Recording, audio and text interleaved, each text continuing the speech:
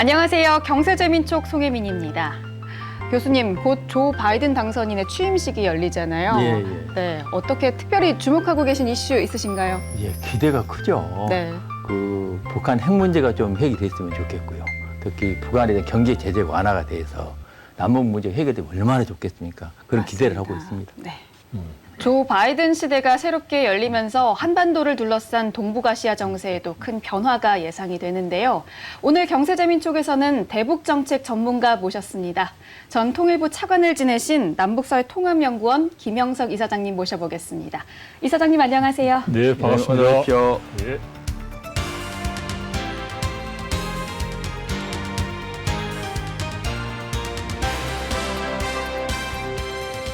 네, 먼저 올해 한반도 정세, 대북 관계 네. 정말 여러 가지 궁금한 점들이 많은데 그 전에 먼저 작년 한반도 정세에 대해서는 어떻게 평가하시나요? 이제 아무래도 이제 코로나19가 이제 남북한뿐만 아니라 전 세계에 다 지금 영향을 줬지 않습니까? 그래서 이제 코로나19로 인해서 남북 관계가 앞으로 가지도 못하고 오히려 뒤로 갔다라고 그렇죠. 예. 볼 수 있겠습니다. 거기에다가 이제 플러스에서 이제 북한의 입장에서 보면 일종의 좀 조급하단 말이죠. 예. 그러니까 북한도 경제적으로 많이 좀 성장하는 국가가 되고 싶은데 특히 또 김정은 위원장이 젊은 지도자잖아요. 네. 이제 그런데 뭐 코로나19도 있지, 또 국제사회의 제재도 있지, 거기에다가 그 키를 쥐고 있는 이제 미국이 이제 뭐 대통령 선거로 인해서 움직이질 않지. 이제 그런 상황에서 이제 북한으로서는 이제 힘들었죠. 네. 이제 그러면서 그 화풀이를 이제 표현이 뭐합니다만은 그 화풀이를 이제 우리 쪽에 하다 보니까 네. 이제 여러분들 기억에도 생생할 겁니다. 그 6월 16일입니다. 6월 15일 날 이제 의미가 크잖아요. 예. 네. 그런데 6월 16일 날 개성에 있는 남북 공동 연락 사무소를 이제 공개적으로 폭발을 하잖아요. 폭발했죠. 그러면서 이제 이제 대남 관계를 대적 관계로 바꾼다. 네. 예, 그러면서 이제 그 군사 행동 계획을 이제 하겠다라고 막 하면서 예. 이제 좀 긴장이 많이 조성된 그런 해였고 그거 자체가 계속 이제 올 한 해 동안 이제 남북 관계에 들여져 있었던 이제 아쉬웠던 한 해였습니다. 예. 북한이 그렇게 나온 것은 기본적으로 자기들 코로나19를 어려움이 너무 컸기 때문에 그렇게 나왔겠죠. 이제 북한이 기본적으로 이제 보건 의료 상황이 취약합니다. 그렇죠. 그러니까 네. 전염병이 걸린다 그러면 이거 어떻게 할 수가 없거든요. 속수무책하기 예. 때문에 이제 그 부분이 북한에 아주 극도로 그런 이제 긴장하는 상황입니다. 예. 이제 예를 들면 이제 2019년 12월 31일 날 처음으로 이제 그 코로나19 확진자가 나왔잖아요. 네. 이제 그러면서 제 기억에 전 세계적으로 제일 빨리 이제 국경을 봉쇄하고 차단한 것은 이제 북한이었습니다. 맞아요. 이제 그리고 지금 현재도 이제 북한에서 이제 국가 비상 방역 체계를 이제 가동하고 있거든요. 그리고 코로나와 관련돼서 북한에서는 이제 한 3가지 정도의 이제 단계로 대응을 하는데 일단은 이제 그 1등급 단계라고 해서 경계하는 거 하고 네. 그다음에 이제 특급 단계라고 해서 제한적으로 이제 어떤 지역을 봉쇄하는 게 있고 그다음에 초특급이라고 그래서 이제 모든 공간을 다 봉쇄를 하고 이제 우리는 지금 이제 5인 이상 금지하잖아요. 네. 이제 그런데 북한은 최근 들어보면 한 3인 이상도 금지하는 그런 상황입니다. 그러니까 그래요? 북한이 현재 초특급 상태로 해서 이제 코로나와 관련돼서 이제 잔뜩 긴장하고 있는 거죠. 그래서 이제 그게 되다 보니까 예를 들어서 남북 간에 하려면 대화하고 막 만나고 그래야 되는데 도저히 그걸 할 수가 없는 거죠. 아마도 또 기억나신 게 있을걸요.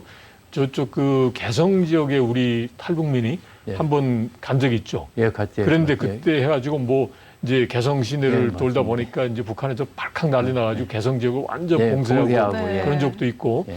또 하나 또 아쉬운 게 이제 9월 달에 보면 서해상에서 우리 해수부 공무원을 네. 이제 피격 사망 사건 있었잖아요. 네네. 그러면서 북한이 내세운 게 이게 전염병에 걸렸을 수도 있기 때문에 자기들이 그랬다라고 하는 거니까 여하튼 코로나19가 다른 여러 가지 이유도 있지만 그거 자체에 대한 극도의 그런 이제 민감성 그것 때문에 아마도 이제 남북 관계가 이제 좀 이제 정체 플러스 더욱더 악화된 그런 요인이 아닌가 싶습니다. 북한은 중국에 대해서 무역 의존도가 90%가 넘는 만큼 굉장히 경제적으로 타격이 있었을 것이다라고 예상이 그렇죠. 되는데요. 네. 네, 국경 공세를 실제로 했으니까. 어떨까요? 지금 보면 통상적으로 북중 간의 교육이 한 70억 불입니다. 70억 불인데 네. 지금은 이제 20억 불 수준으로 아주 급감을 했고 최근 자료를 보면 이제 그거는 이제 단기간인데 이제 작년 11월 기준으로 보면 그 전년도보다도 98%가 줄었다는 거예요. 한 뭐 120만 불 정도 수준이라는 거니까 거의 뭐 사라졌다라고 보는 거죠. 그래서 중요한 생필품들이 중국에서 가는 거죠. 그렇죠. 그런데 지금 이제 들리는 말에 의하면 예. 이제 초기에는 그렇지만 지금 보면 이제 그런 생필품 물자로부터 바이러스가 이제 유입될 수도 있다라고 해서 많이 이제 차단하고 있다고 그래요. 그러다 보니까 이제 생필품의 그런 이제 공급의 부족 현상이 발생하는 거고 그거를 해소하기 위해서 북한 내부적으로는 이제 소위 저 국산화 그러니까 자체적으로 생산을 하자라고 지금 이제 독려를 하고 있다라고 합니다. 그래서 이제 그게 요즘에 이제 여러분들이 언론에 보도 많이 들으셨던 뭐 80일 전투 뭐 그 중에도 하나가 생활의 안정이거든요. 네. 그러니까 생활을 안정적으로 네. 하자. 그러면 결국은 그런 북한 표현은 그걸 이제 인민 소비품이라고 하는데요. 그런 인민 소비품의 그런 공급을 많이 좀 이제 증대하기 위해서 노력은 하긴 하는데 아무래도 이제 자체적으로 하기가 좀 한계가 있는 거죠. 네. 야, 북한이 코로나 문제도 좀 풀고 네. 자기들 경제적 어려움도 좀 풀려면 네. 결국은 대외적 교류를 할 수밖에 없잖아요. 그렇죠. 그러려면 미국하고 핵 문제에 대해서 좀 풀어가야 될 텐데 예. 어때 바이든이 들어서면 네. 좀 그게 가능성이 보일 것 같습니까? 하기에 따라서 좋을 것 같아요. 그러니까 예. 우선 첫 번째로 바이든 대통령이 과연 북한 문제를 이제 우선순위에 어디 둘 거냐 이게 이제 관건이죠. 예, 예, 그래서 일단은 이제 지금 현재 보면 바이든 대통령도 코로나하고 그다음에 내부적인 미국 경제 문제 그리고 또 이제 가장 중요한 게 이제 트럼프 대통령이 이제 미국이 전 세계적인 선도 국가다라는 이미지를 많이 실추시켰잖아요. 예. 예를 들어서 뭐 파리 기후 해박에서도 예, 막 그렇죠. 탈퇴를 예. 하고 그랬으니까 이제 그걸 이제 복원시키는 게 우선 순위가 될 겁니다. 그러다 예, 보니까 그러면 이제 북한에서 특별하게 문제를 이제 일으키지 않고 지금 상태로 간다. 그러면 뭐 북한 문제가 좀 뒤로 밀릴 수가 있어요. 이제 그러다 보면 이제 문제는 북한이 이제 그걸 참고 기다려야 되는데 참지 않고 과거에 봤던 것처럼 좀 자극적인 그런 이제 행동을 할 수가 있죠. 예를 들어서 뭐 ICBM을 다시 한번 쏜다든지 뭐 또는 이제 북한의 핵실험도 가능한데 뭐 핵실험은 북한은 이미 됐기 때문에 그것까지 하지 않을 것 같고요. 예, 예. 뭐 ICBM 한다든지 아니면 뭐 예를 들어서 뭐 저 중거리 미사일 또 쏜다든지 이런 식이 되면 그러면 이제 미국의 입장에서 보면 북한이 과거에 그런 못된 행태를 그대로 하고 있구나라고 하면서 대화를 통해서 풀어볼까? 미국은 대화를 그 외교적인 방법으로 해결한다라고 합니다. 그렇게 해볼까 하다가 야 아닌데 이제 북한이 옛날 방식대로 하니까 이걸 더 쪼여야 되겠다. 이래버리면 이제 남북 관계도 꼬이고 모든 게 꼬이는 네. 거죠. 그래서 제가 보기에는 지금 현재 중요한 게 미국에 대한 입장을 이제 과거처럼 그런 뭔가 보면 뭐 자극적인 방법이 아니라 이제 자신들도 대화를 통해서 이제 풀어야 되겠다라는 그런 입장을 먼저 보여주면서 이제 그게 우선이 돼야 될 것 같고요. 그 다음에 두 번째는 이제 미국 정부에 대해서 우리 정부가 좀 보다 더 소통을 좀 강화해서 북한 문제를 그냥 놔둔다고 해결되는 게 아니다. 그리고 북한이라는 게 특수성이 있으니까 이럴 때 다른 데로 튀지 않게끔 이제 적절한 이제 관리가 필요하고 이제 그렇게 하려면 우선적으로 이제 북한에 대한 그런 하나의 그 방향성을 제시하는 게 필요하다. 네. 그래서 요즘 뭐 언론에 많이 나오는 그 2018년에 그 싱가포르 합의 했던 대로 이제 한반도에 있어서의 핵을 없애주고 항구적인 평화 그다음에 새로운 북미 관계로 간다는 그런 방향성이라도 이제 제시하고서 북한을 좀 이제 묶어두고 이제 그런 가운데서 이제 코로나가 좀 풀리면 남북 간에 뭐 할 수 있는 여러 가지를 만들어 가면 이제 한반도 정세, 남북 관계도 뭔가 변화될 수 있는 그러한 가능성을 찾을 수 있지 않나 싶습니다. 이사장님 말씀을 들어보니까 네. 우리 문재인 정부가 네. 대단히 중요한 역할을 해야 되겠네요. 지금이 중요하죠. 지금 중요한 것 예, 같아요. 예. 바이든 정부도 설득을 잘해야 되고 네. 또 북한으로 하여금 예. 적극적으로 나설 수 있도록 만들어준다는 그렇죠. 게 네. 대단히 중요한 것 같은데 네, 네. 우리 문재인 정부 지금 열심히 하고는 있지 않아요? 그렇죠. 어떻습니까? 하고 있고 그다음에 일관된 메시지를 많이 주지 않습니까? 예, 예. 이제 다만 이제 그게 지금 현재 북한이 하는 행태 자체가 예. 작년에 뭐 개성의 공동연락사무소 폭파하고 이래서 거기에 대한 워낙 반감이 심하단 말이죠. 이제 그런 상황에서 좀 이제 일반 정서적으로 듣기에 너무 좀 이르지 않느냐라는 건 있지만 그래도 방향성 차원에서 보면 이제 제대로 된 방향이라고 봅니다. 근데 이제 북한은 제가 보기에 김정은 위원장이 84년생이거든요. 근데 이제 보면 이제 젊은 사람들이 다 그런다는 건 아니지만 성격이 급해요. 급한 측면이 있어요. 네. 그러니까 이제 제가 공직에 있을 때도 보면 북한에서 이제 새로운 무기를 개발하면 보통 이제 새벽에 했다가 그게 실패를 하면 한 뭐 최소한 수주 지나고 난 다음에 새로 하거든요. 근데 이제 김정은 위원장 시대에 들어와서는 새벽에 했다가 그 오후 저녁에 한 때도 있어요. 그래요? 그러니까 그만큼 성격이 급하다는 거죠. 아, 일단 그걸 보여주기 빨리 한다고 그러죠. 그러니까 그것도 있고 하나의 목표를 정하면 그걸 이제 저돌적으로 밀어붙이니까. 근데 이제 문제는 남북 관계 한반도 정세는 북한만 혼자 할 수 있는 게 아니란 말이죠. 거기는 이제 우리 대한민국도 있고 그다음에 뭐 미국, 중국, 뭐 러시아, 일본도 다 있는 거기 때문에 일종의 이제 상황이 맞아야 되는 거예요. 그러면 그 상황이 이제 그 조성이 될 때까지 기다리고 이제 일종의 인내심을 갖고 해야 되는데 그걸 이제 못하면 그게 좀 골치 아파지는 거죠. 네, 지난 12월에 대북전단 금지법이 통과가 됐잖아요. 그렇죠. 이것이 표현의 자유냐 혹은 또 주민들의 생활 보호냐라는 그 두 가지 가치가 충돌하고 있는데 어떻게 보시나요?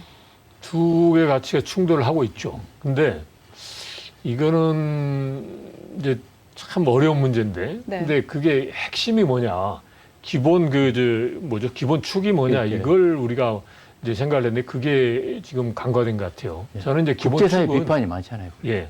저는 기본 축은 이제 비록 이제 대북 전단 때문에 이제 북한이 이제 막 반발하니까 그걸 계기로 해서 법 개정이 됐습니다. 근데 그 법이 남북 관계 발전에 관한 법률이에요. 근데 거기에서 뭘 개정을 했냐면 남북 간에 합의했던 당국 간에 합의했던 사항을 이제 법률적으로 이걸 이제 자리매김을 하는 거란 말이죠. 네. 그러니까 이제 이번에 했던 것은 대북 전단만 있는 게 아니라 다른 여러 가지도 있어요. 그러니까 뭐 예를 들어서 뭐 대북 방송하는 것 문제라든지. 아, 방송도 못하게 막았습니까? 그거는 이제 합의를 했으니까. 그러니까 그리고 또 이제 이제 DMZ 지역에서 전광판을 설치해서 하는 거라든지 다른 여러 가지 이런 게 있어요. 그게 이제 2018년 이제 4.27 판문점 선언이나 이제 9.19 평양 선언에서 다 합의했던 사항이거든요. 그런 남북 간의 합의 사항을 제대로 이행을 하자.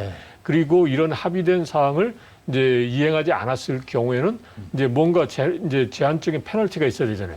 이제 그렇다면 이제 기본적으로 이제 그 페널티를 줄 수 있는 조건 중에 하나가 접경 지역의 주민들의 생명권과 안전권이라는 것을 추가한 거거든요. 그러니까 핵심은 대북 전단을 이제 보내는 걸 막는 게 아니라 남북 간의 합의 사항을 어떻게 이행하느냐 이 문제인데 다른 거 다 떠나버리고 그냥 대북 전단만 막았단 말이죠. 그러니까 아주 극단적인 경우 이야기하면 대북 전단을 이게 그 접경 지역이 아닌 다른 데서 보내면 가능해요.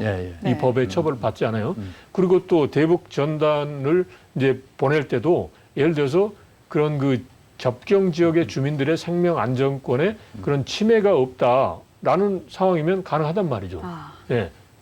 그죠? 그러니까 이제 이건 어떻게 보면 정말 그 남북 간의 합의라고 하는 걸 지켜서 남북 관계를 변화시키고자 하는 어떻게 보면 좀 약간 이제 고충인 거죠. 그게 이제 그런 과정에서 이런 대북 전단 이제 북한 주민에게 정보를 제공할 수 있는 이게 하나의 이제 소재가 돼서 아주 제한적으로 이제 그 규제를 하는 그런 상황인 거죠. 그런데 이게 워낙 이제 부각이 돼서 이게 마치 전부인 것처럼 돼가지고 어려운 상황인 것 같아요. 근데 여하튼 제가 보기에는 이걸 가지고 이제 국제사회가 이제 문제 제기를 하고 있으니까 이게 이제 참 곤혹스러운 상황인데 이거를 우리 정부가 지금부터라도 좀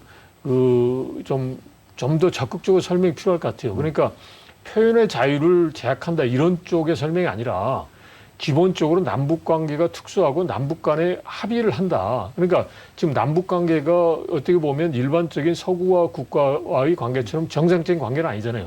그러니까 남북 간에 합의를 할 때 그 합의한 내용에 보면 이제 뭔가 미흡하지 않은 것도 있을 수가 있어요. 이제 그런데 이제 남북 관계를 변화시키기 위해서는 이제 불가피하게 합의를 한 거란 말이죠. 근데 그 합의를 했는데 이거 자체를 뭐 이러이러한 이유로 이거는 합의를 이행할 수 없다 이래버리면 안 되잖아요. 그러니까 네. 그런 이제 남북 관계가 서구 일반 이제 사회처럼 이제 그런 단계로 올라가기 전의 과도기적인 그런 상황에서의 합의상을 어떻게 이행하느냐라는 문제니까 이제 그래서 이제 그런 점을 설명을 하면서 이런 차원에서 불가피하게 국제사회가 말하고 있는 그런 표현의 자유가 일부 침해가 되는 게 참 안타깝지만 이게 됐고 그런데 네. 이거를 우리가 바로 한다는 게 아니라 이렇게 제한적으로 한다. 그러니까 이 부분에 대해서는 좀 이해해 줬으면 좋겠다.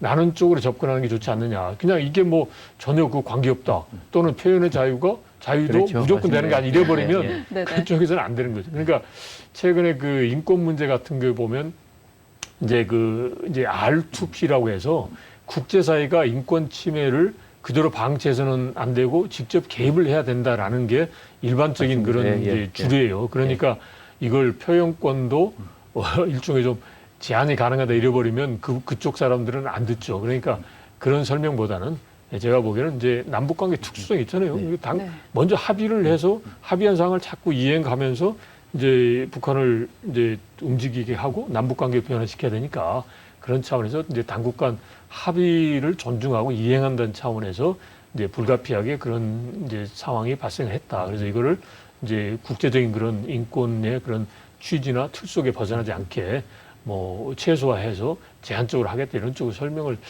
해야 되지 않을까 싶어요. 그렇다면 이사장님이 계신 이 남북사회통합연구원은 어떤 곳인지 궁금하거든요. 소개 좀 해주시죠. 이거는 한 9년 정도 이제 이전에 이제 좀 활동하고 있는 단체입니다. 그래서 이제 그 명칭에서 나온 것처럼 남북이 서로 사이가 통합이 돼야 되거든요. 그러면 먼저 정서적, 감성적으로 통합이 되고, 그 다음에 나중에 정치법적으로 통합이 될 텐데, 그래서 남북이 어떻게 하나로 갈까라는 부분에 대해서 서로 고민을 하고 그 해법을 모색하는 게 가장 기본이고요.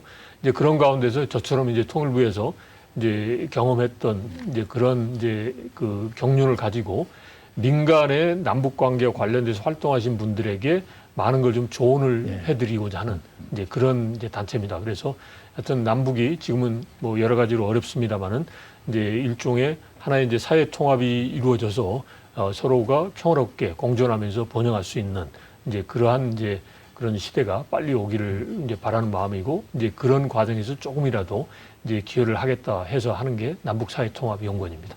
네. 저는 이 사장님께요. 네. 그 남북 관계는 이렇게 특수관계 아닙니까? 네. 북한의 문제도 있고 또 예. 우리의 문제도 있고 예. 국제사회 문제가 있기 때문에 네. 이걸 종합적으로 고려해야 한 문제 해결책이 필요한데 네.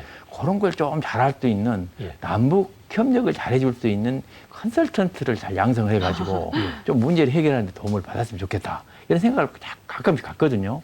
어떻습니까? 그런 노력 좀 해주시겠습니까? 아, 예. 저 동의합니다. 예. 그러니까 우리가 남북 문제 보면은 뭐 일종의 보수 진보 갈등이다라고 하는 거 아닙니까? 근데 사실상 남북 문제는 보수 진보로 나누어서 할 문제가 아니거든요. 네. 기본적으로 궁극적인 평화로운 통일이고 그리고 또 이제 북한이 잘못된 이제 행동을 하면 거기에 예. 이제 제어를 하지만 네. 그것만 가지고 가는 건 아니잖아요. 북한하고 대화 협력하고 그다음에 더 나아가서는 뭐 북한을 우리가 좋아하거나 또는 북한을 믿어서가 아니라 이제 우리의 필요에 의해서 북한이라고 하는 무대, 북한의 시장을 우리가 활용하는 거란 말이죠. 근데 이제 그게 우리만 한다고 되는 게 아니란 말이죠. 근데 그걸 지금 말씀하신 대로 이제 국제사회가 이제 나서서 하는 건데 근데 이제 문제는 우리 사회 내부에서 북한 문제가 과연 우리만 하는 것처럼 하고서 그냥 막 보수 진보 간에서 지금 이렇게 싸우고 하면 너무 그렇단 말이에요. 그럼 문제 해결이 안 되는 그러니까 거예요. 문제 해결이 안 되는 거예요. 예, 예. 그래서 우선은 이제 그런 부분에 대해서 우리 스스로가 북한 문제는 보수 진보의 문제가 아니라 우리의 그런 미래, 우리의 생활에 필요한 거다라는 이제 인식을 토대로 해서 이제 좀 뭔가 좀 실용적으로 하나하나 우리가 필요한 것 중심으로 접근해 가는 이제 그러한 이제 변화를 이제 보여주는 게 필요하다 싶고요.